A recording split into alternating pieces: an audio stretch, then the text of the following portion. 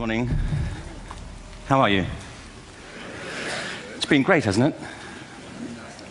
I've been blown away by the whole thing. In fact, I'm leaving.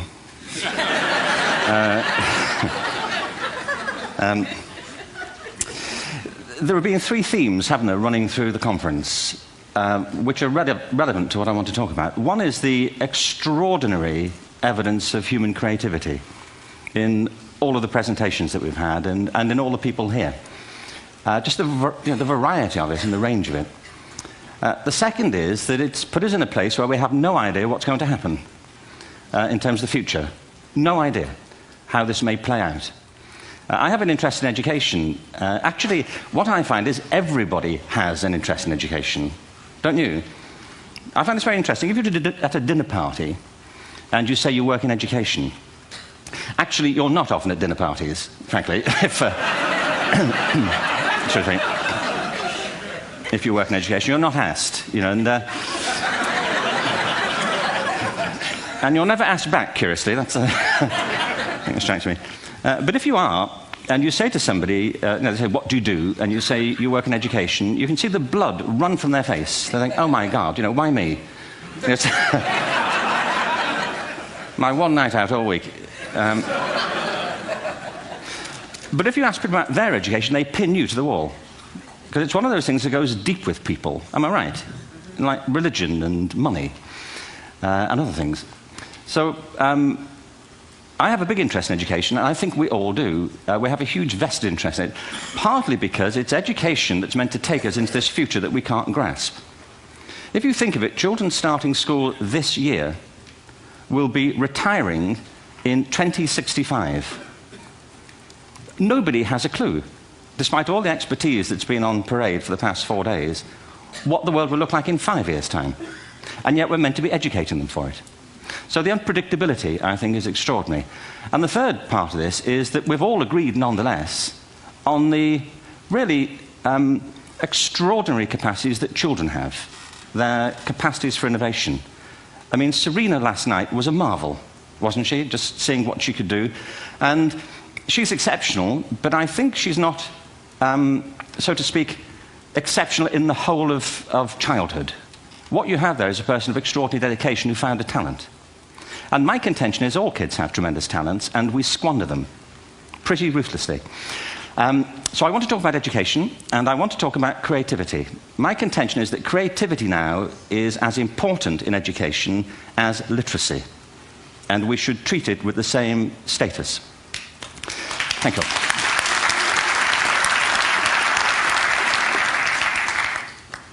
That was it, by the way. Thank you very much.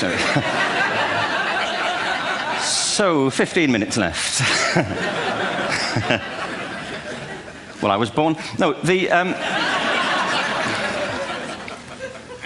I had a great story recently, I love telling it, of a little girl who was in a drawing lesson. She was 6, and she was at the back drawing, and the teacher said this little girl hardly ever paid attention. And in this drawing lesson, she did. And the teacher was fascinated. She went over to her and she said, what are you drawing? And the girl said, I'm drawing a picture of God. And the teacher said, but nobody knows what God looks like. And the girl said, they will in a minute.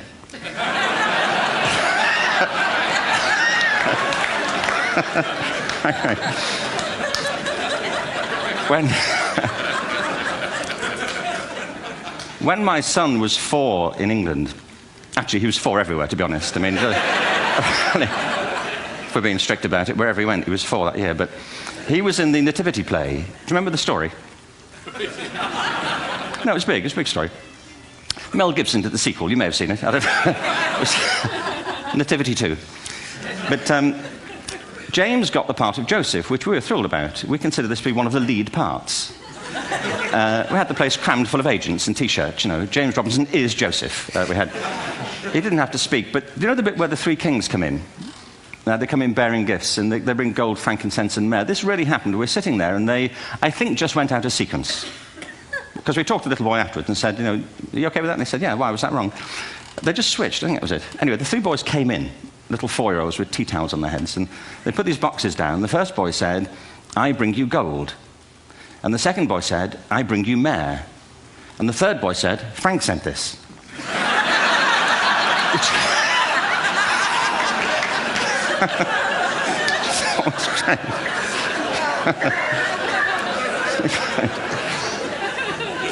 What these things have in common, you see, is that kids will take a chance.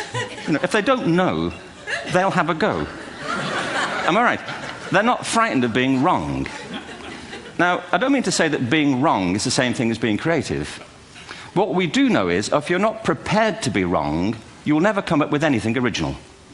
If you're not prepared to be wrong. And by the time they get to be adults, most kids have lost that capacity. They have become frightened of being wrong. And we run our companies this, by the way. We stigmatize mistakes. And we're now running national education systems where mistakes are the worst thing you can make.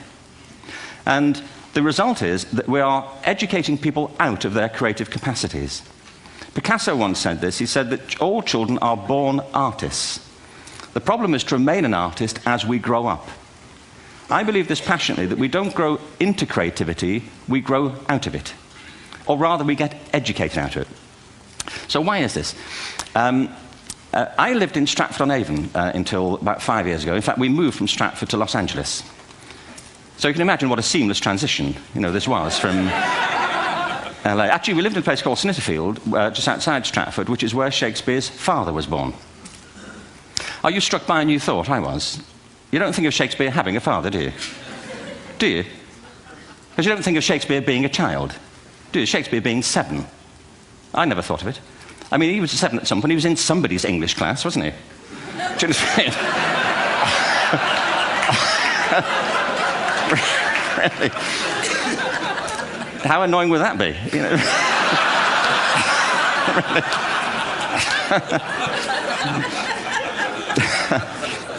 Must try harder. Being sent to bed by his dad, to Shakespeare. Go to bed now, to William Shakespeare, and put the pencil down, and stop speaking like that. It's confusing everybody.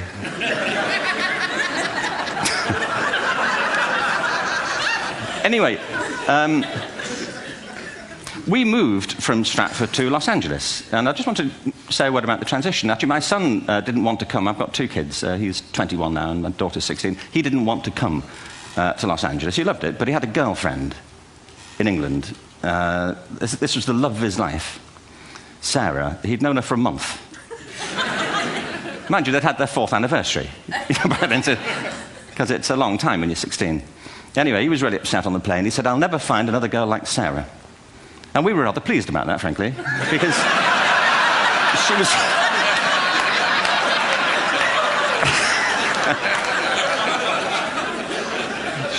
she was the main reason we were leaving the country.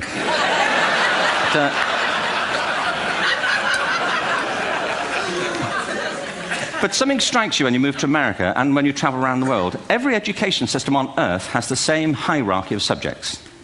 Everyone, doesn't matter where you go. You'd think it would be otherwise, but it isn't. At the top are mathematics and languages, then the humanities, and at the bottom are the arts, everywhere on Earth. And in pretty much every system, too, there's a hierarchy within the arts. Art and music are normally given a higher status in schools than drama and dance. There isn't an education system on the planet that teaches dance every day to children the way we teach them mathematics. Why? Why not? I think this is rather important. I think maths is very important, but so is dance. Children dance all the time if they're allowed to. We all do. We all have bodies, don't we? Did I miss a meeting? I think... Truthfully, what happens is, as children grow up, we start to educate them progressively from the waist up. And then we focus on their heads, and slightly to one side. If you were to visit education as an alien and say, what's it for, public education, I think you'd have to conclude, if you look at the output, who really succeeds by this? Who does everything they should? Who gets all the brownie points? Who are the winners? I think you'd have to conclude the whole purpose of public education throughout the world is to produce university professors. Isn't it? They're the people who come out the top. And I used to be one. So there. And I like university professors, but, we shouldn't hold them up as the high watermark of all human achievement. They're just a form of life. Another form of life. But they're rather curious, and I say this out of affection for them. There's something curious about professors. In my experience, not all of them, but typically, they live in their heads. They live up there, and slightly to one side. They're disembodied, in a kind of literal way. They look upon their body as a form of transport for their heads. It's... Don't they? It's a way of getting their head to meetings.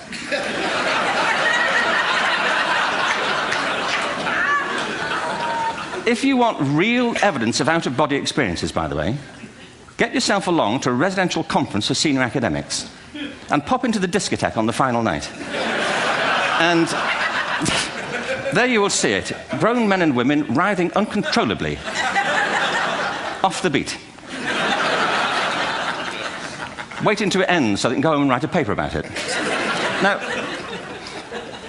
our education system is predicated on the idea of academic ability. And there's a reason. The whole system was invented around the world. There were no public systems of education really before the 19th century. They all came into being to meet the needs of industrialism. So the hierarchy is rooted on two ideas. Number one, that the most useful subjects for work are at the top. So you were probably steered benignly away from things at school when you were a kid, things you liked, on the grounds you would never get a job doing that. Is that right? Don't do music, you're not going to be a musician. Don't do art, you won't be an artist. Benign advice, now profoundly mistaken. The whole world is engulfed in a revolution. And the second is academic ability, which has really come to dominate our view of intelligence because the universities designed the system in their image. If you think of it, the whole system of public education around the world is a protracted process of university entrance. And the consequence is that many highly talented, brilliant, creative people think they're not, because the thing they were good at school wasn't valued or was actually stigmatized. And I think we can't afford to go on that way. In the next 30 years, according to UNESCO, more people worldwide will be graduating through education than since the beginning of history. More people. And it's the combination of all the things we've talked about, technology and its transformational effect on work, and demography and the huge explosion in population. Suddenly, degrees aren't worth anything. Isn't that true? When I was a student, if you had a degree, you had a job. If you didn't have a job, it's because you didn't want one. And I didn't want one, frankly. So, but now, kids with degrees are often heading home to carry on playing video games because you need an MA, where the previous job required a BA, and now you need a PhD for the other. It's a process of academic inflation, and it indicates the whole structure of education is shifting beneath our feet. We need to radically rethink our view of intelligence. We know three things about intelligence. One, it's diverse. We think about the world in all the ways that we experience it. We think visually, we think in sound, we think kinesthetically, we think in abstract terms, we think in movement. Secondly, intelligence is dynamic. If you look at the interactions of a human brain, as we heard yesterday from a number of presentations, intelligence is wonderfully interactive. The brain isn't divided into compartments. In fact, creativity, which I define as the process of having original ideas that have value, more often than not, comes about through the interaction of different disciplinary ways of seeing things. The brain is intentionally... By the way, there's a shaft of nerves that joins the two halves of the brain called the corpus callosum. It's thicker in women. Following on from Helen yesterday, I think this is probably why women are better at multitasking. Because you are. Aren't you? There's a raft of research, but I know it from my personal life. If my wife is cooking a meal at home, which is not often, thankfully, but, if she's doing... No, she's good at some things. But if she's cooking, she's dealing with people on the phone, she's talking to the kids, she's painting the ceiling, she's doing open heart surgery over here. If I'm cooking, the door is shut, the kids are out, the phone's on the hook. If she comes in, I get annoyed. I say, Terry, please, I'm trying to fry an egg in here. Really.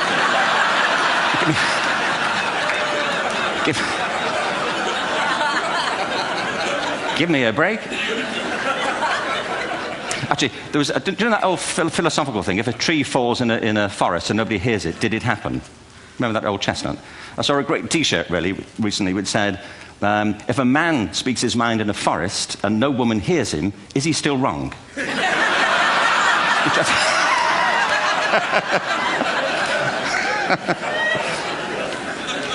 And the third thing about intelligence is it's distinct. I'm doing a new book at the moment called Epiphany, which is based on a series of interviews with people about how they discovered their talent. I'm fascinated by how people got to be there. It's really prompted by a conversation I had with a wonderful woman who most people have never heard of. She's called Gillian Lynn. Have you heard of her? Some have. She's a choreographer, and everybody knows her work. She did Cats. and Phantom of the Opera. She's wonderful. I used to be on the board of the Royal Ballet in England, as you can see. And anyway, Gillian and I had lunch one day. I said, how'd you get to be a dancer? And she said it was interesting. When she was at school, she was really hopeless. And the school in the 30s wrote to her parents and said, we think Gillian has a learning disorder. She couldn't concentrate, she was fidgeting. I think now they'd say she had ADHD. Wouldn't you? But this was the 1930s, and ADHD hadn't been invented, at this point, so it wasn't an available condition. People weren't aware they could have that. Anyway, she went to see this specialist. So this oak-panelled room, and she was there with her mother, and she was led and sat on this chair at the end, and she sat on her hands for 20 minutes while this man talked to her mother about all the problems Gillian was having at school. And at the end of it, because she was disturbing people, her homework was always late and so on, little kid of 8, in the end, the doctor went and sat next to Gillian and said, Gillian, I've listened to all these things that your mother's told me. I need to speak to her privately. So he said, wait here, we'll be back. We won't be very long. And they went and left her.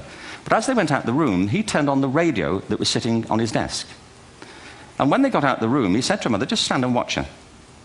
And the minute they left the room, she said she was on her feet, moving to the music. And they watched for a few minutes, and he turned to her mother, and he said, Mrs. Lynn, Gillian isn't sick, she's a dancer. Take her to a dance school. I said, what happened? He said, she did. I can't tell you how wonderful it was. We walked in this room, and it was full of people like me. People who couldn't sit still. People who had to move to think. Who had to move to think. They did ballet, they did tap, they did jazz, they did modern, they did contemporary. She was eventually auditioned for the Royal Ballet School. She became a soloist. She had a wonderful career at the Royal Ballet. She eventually graduated from the Royal Ballet School, found her own company, the Gillian Dance Company, met Andrew Lloyd Webber. She's been responsible for some of the most successful musical theatre productions in history. She's given pleasure to millions, and she's a multi-millionaire. Somebody else might have put her on medication and told her to calm down. Now, I think...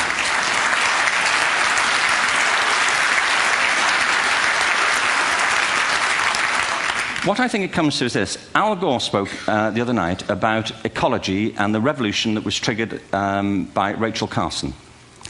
I believe our only hope for the future is to adopt a new conception of human ecology, one in which we start to reconstitute our conception of the richness of human capacity.